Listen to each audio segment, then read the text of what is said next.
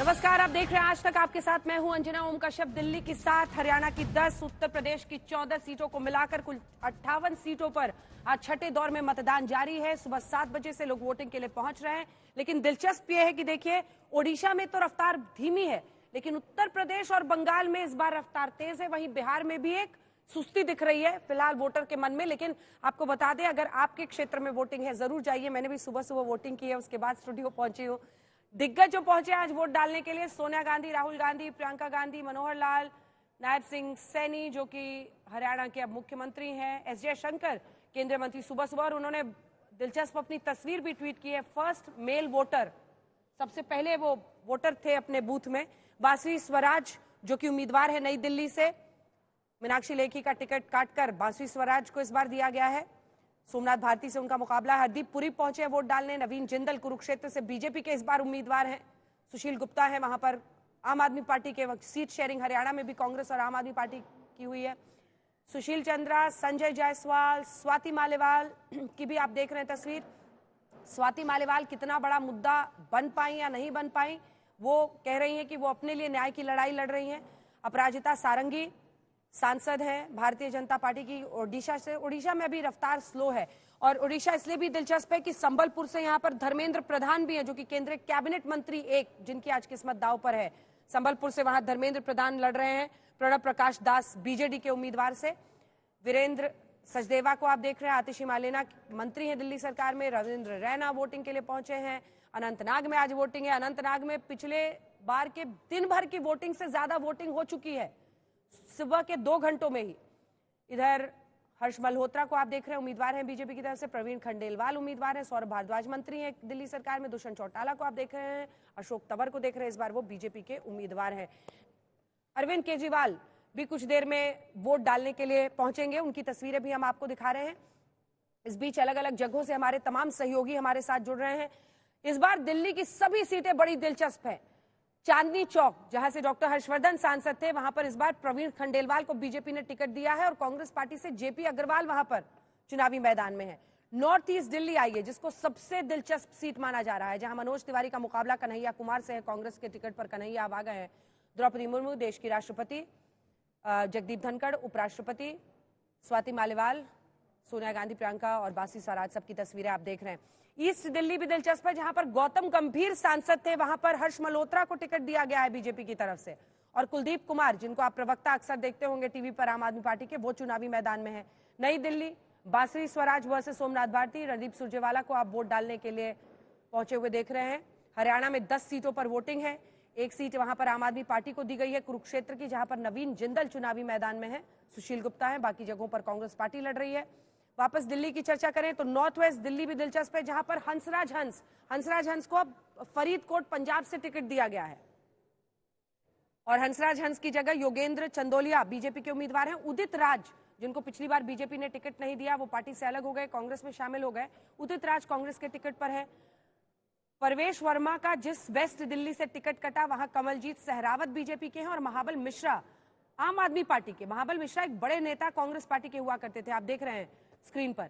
महाबल मिश्रा आम आदमी पार्टी के टिकट पर लड़ रहे हैं। और साउथ दिल्ली, जहां रमेश बिदूरी का टिकट काट के रामवीर सिंह बदूरी को दिया गया, वहां सहीराम पहलवान आम आदमी पार्टी के टिकट पर चुनावी मैदान में है।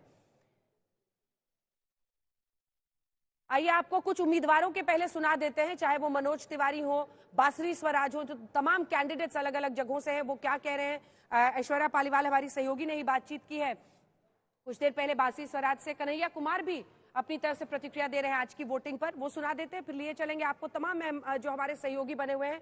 संजय कुमार जी हमारे साथ स्टूडियो में लगातार बने हुए हैं। संगीत रागी जी स्टूडियो में हमारे साथ हैं। आशुतोष जी बने हुए हैं, और हमारे तमाम रिपोर्टर्स भी जुड़ रहे हैं। पहले सुना देते हैं आपको मनोज तिवारी ने, जब वो वोट डालने के लिए पहुंचे, क्या कहा। कोई चुनौती नहीं हो सकता जब भारत की रफ्तार इतनी तेजी से चल रही हो। चुनौती जो लोग हैं वो अपनी पार्टी के लिए हैं, जिसके आने से उनकी पार्टी ही खंड खंड हो गई हो, वो दूसरे को चुनौती क्या दे सकते हैं। रही बात कि अब ये देश भारत माता की जय के साथ है।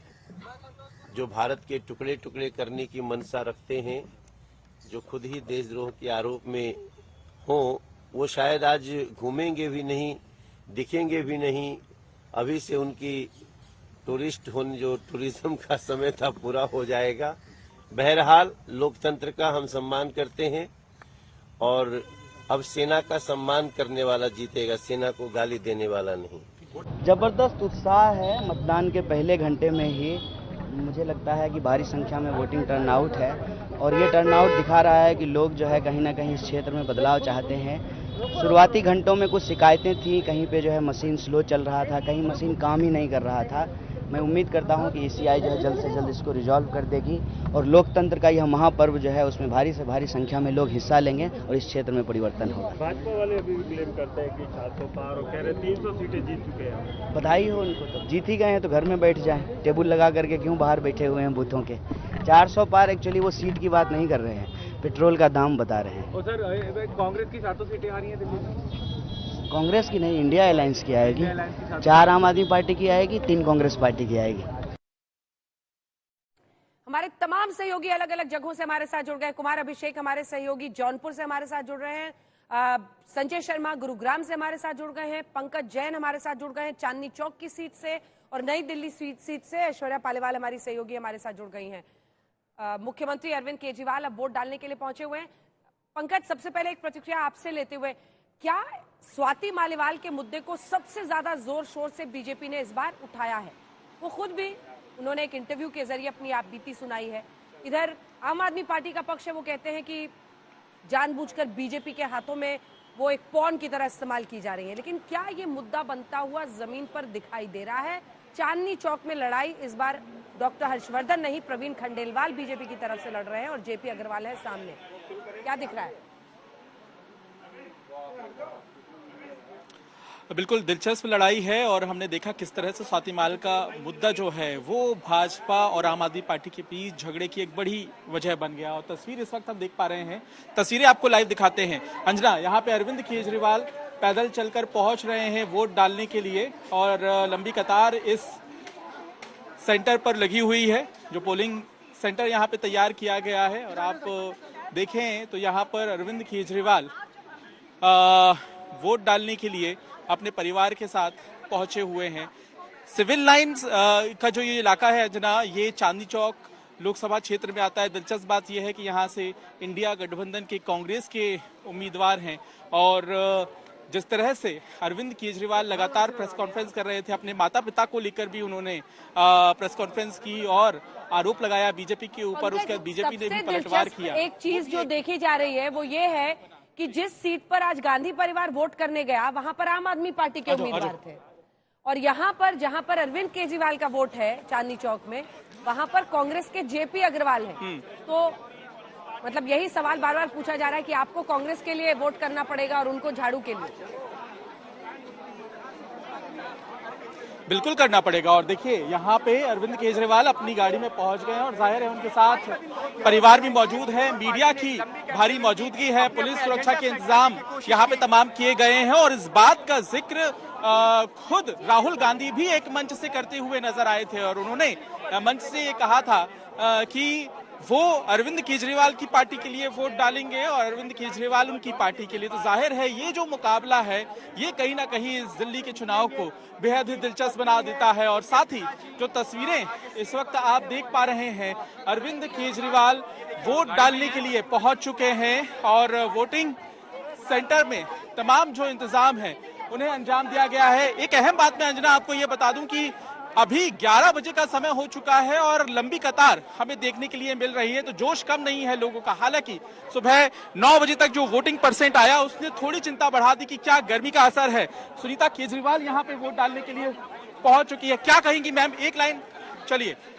सुनीता केजरीवाल अंदर जा चुकी हैं और सुनीता केजरीवाल के अलावा अरविंद केजरीवाल को आप तस्वीरों में देख पा रहे हैं। और सुनीता केजरीवाल वो कड़ी रही हैं अंजना जो हमें चुनाव प्रचार के दौरान नजर आई जब अरविंद केजरीवाल की गिरफ्तारी हुई। अरविंद केजरीवाल की गिरफ्तारी के बाद उन्होंने अलग अलग लोकसभा क्षेत्रों में न सिर्फ कमाल संभाली बल्कि वो आम आदमी पार्टी के नेताओं विधायकों के साथ मुलाकात करते भी नजर आई। हालांकि अरविंद केजरीवाल से जब पूछा गया, मीडिया के लोगों से वो बातचीत कर रहे थे कि क्या सुनीता केजरीवाल भी आने वाले दिनों में पार्टी की कमान संभालेंगी या फिर वो चुनाव लड़ते नजर आएगी, उन्होंने इनकार किया।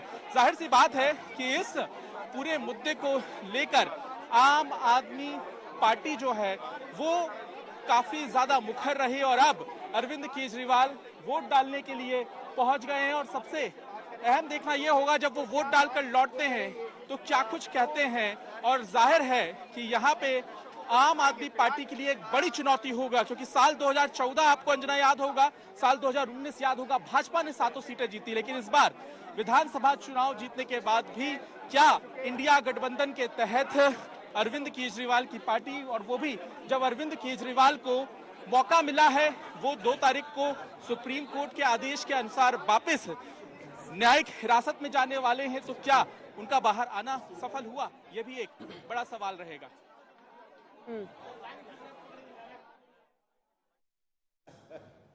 जल्दी से एक कमेंट आप सबसे लेते हैं संजय जी, ये क्या आपको लगता है कि स्वाति मालीवाल का इशू इस बार मुद्दा बन पाया है दिल्ली में?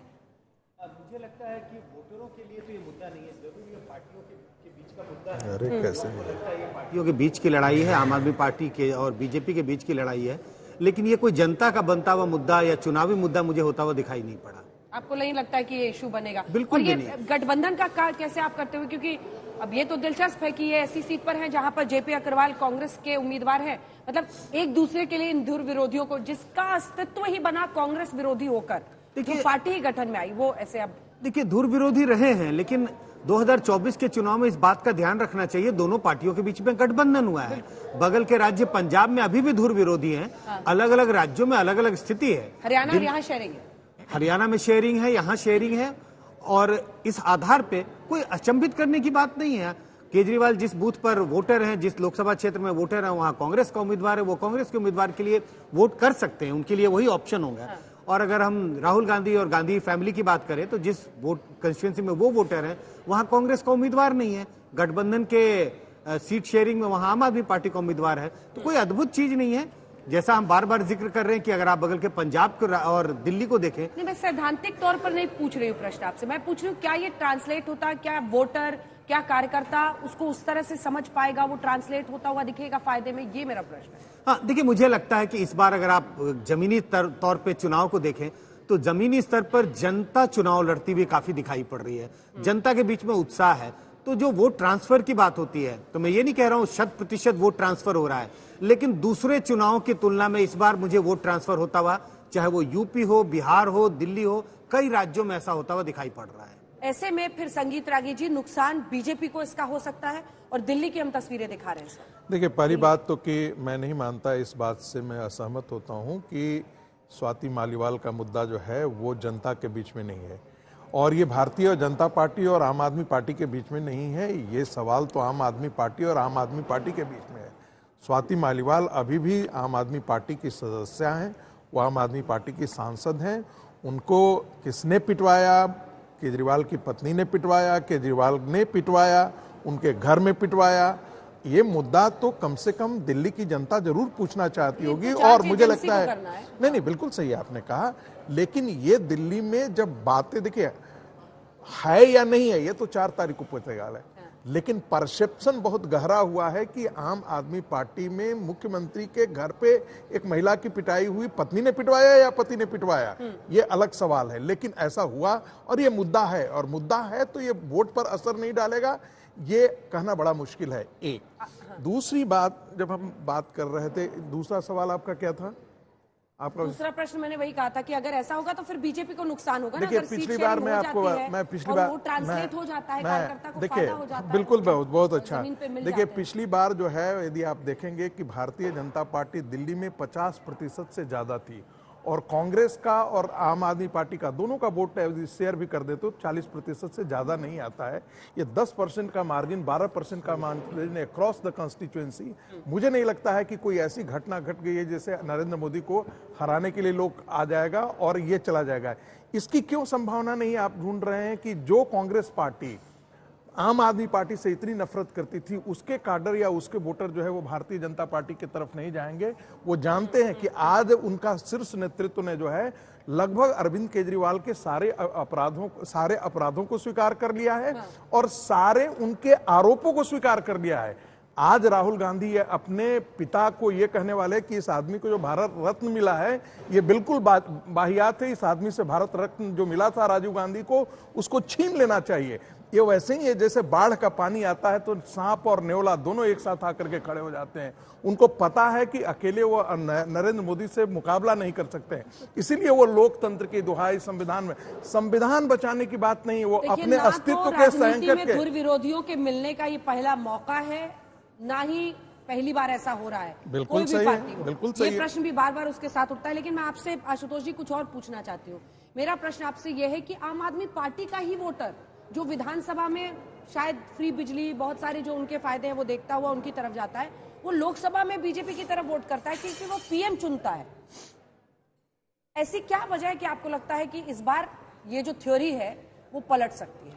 देखिए, इसमें दो चीजें हैं। पहली बात तो जो अभी संगीत रागी से मैं अक्सर मेरा सहमति नहीं होती है, लेकिन स्वाति मालीवाल के मामले की वजह से आम आदमी पार्टी की छवि को नुकसान पहुंचा है और जो सिंपैथी इनको मिली थी जेल से निकलने के बाद या जेल जाने के बाद, उसको काफी हद तक न्यूट्रलाइज किया। क्योंकि पहला वाकया नहीं है, ये दूसरा वाकया है जब मुख्यमंत्री के घर पे इस तरीके के मारपीट के आरोप लगे।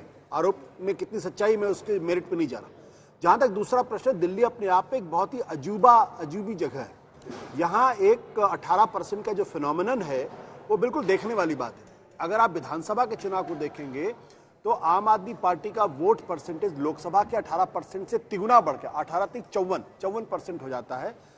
और उसी विधानसभा के चुनाव में भारतीय जनता पार्टी जो लोकसभा में 56% वोट पालती है, 18% वोट घटकर 38% पे आकर टिक जाती है। और कांग्रेस पार्टी जो लोकसभा के चुनाव में 22% वोट लेकर आती है, वो विधानसभा के चुनाव में 4% पे आकर टिक जाती है। तो ये अजीब 18% का जो एक फिनोमेना है वो दिलचस्प है। और उसका कहने का मतलब मेरा ये कि दिल्ली का जो वोटर है वो बहुत ड्रिफ्टर है, एक तरीके से शिफ्टिंग वोट है। जब उसको लगता है कि राष्ट्रीय चुनाव में हमें वोट डालना है तो वो बीजेपी की तरफ जाता है, विधानसभा के चुनाव में होता है तो वो इधर चला जाता है। लोकसभा के चुनाव में वो कांग्रेस पार्टी को नंबर 2 की पार्टी 2019 में मानता है, लेकिन विधानसभा में उसी कांग्रेस पार्टी को डेसिमेट कर देता है। तो ये अद्भुत फिनोमेना है दिल्ली के अंदर, इसको बहुत स्टडी करने की जरूरत है कि आखिर वोटर का इस तरीके की साइकी क्या है। हाँ, और इस बार क्या रहेगा उसको समझना और भी मुश्किल, क्योंकि 3 लोग यहाँ पर मौजूद हैं और 2 उनमें से मानते हैं कि स्वाति मालीवाल महिला सम्मान का मुद्दा बड़ा मुद्दा है। और जो दिल्ली में महिलाएं हैं, आम लोग हैं, उनको लगेगा कि इस तरह का अपमान अगर हुआ है, जो आरोप है स्वाति मालीवाल का, कम से कम क्लीन चिट देने के लिए दिल्ली के किसी मंत्री को सामने नहीं आना चाहिए था, जांच का इंतजार करना चाहिए।